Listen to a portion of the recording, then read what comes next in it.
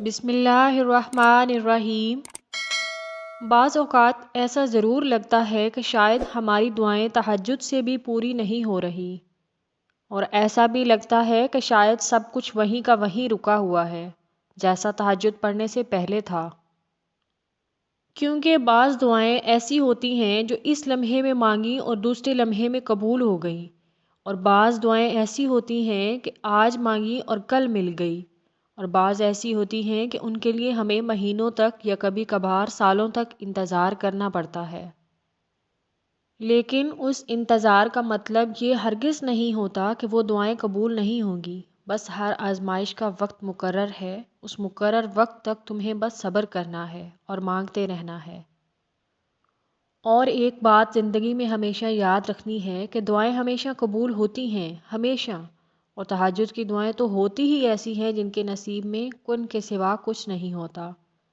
تہجد کی دعائیں بڑی مضبوط ہوتی ہیں، اتنی مضبوط کہ بندہ بھلے ٹوٹ جائے لیکن یہ نہیں ٹوٹتی تب تک جب تک اللہ کا پیار نہ لے لے۔ تبھی تو اللہ کو یہ سب سے پیاری ہوتی ہیں، کیونکہ یہ اس بچے کی طرح اللہ کو مناتی ہیں جو بچہ ماں کو منانے کے لیے ماں سے چپکا رہتا ہے، جو کبھی ماں کو چومتا ہے تو کبھی ماں کو محبت سے دیکھتا ہے، اور پتہ ہے ماں تو تب بھی مان جاتی ہے جب اسے منایا نہیں جاتا۔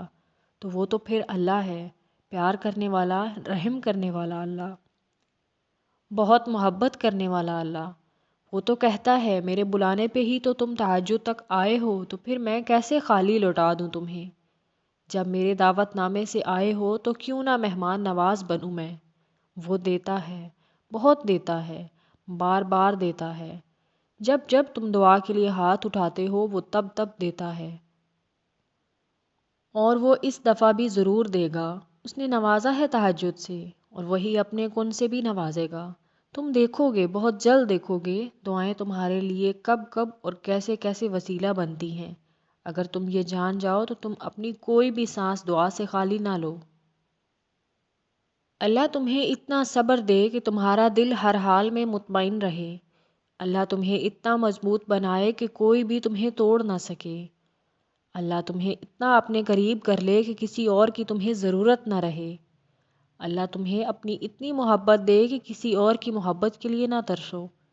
اللہ تمہیں دنیا کی اتنی سمجھ عطا کر دے کہ تم اس کے ہر فیصلے پر راضی ہو جاؤ۔ اللہ تمہیں اتنا کچھ نوازے کہ تم کسی کے محتاج نہ رہو۔ اللہ تمہیں اپنی یاد میں اتنا مشغول کر دے کہ تمہیں کسی اور کی یاد نہ ستائے۔ اللہ تمہیں اپنا قرب اتنا عطا کرے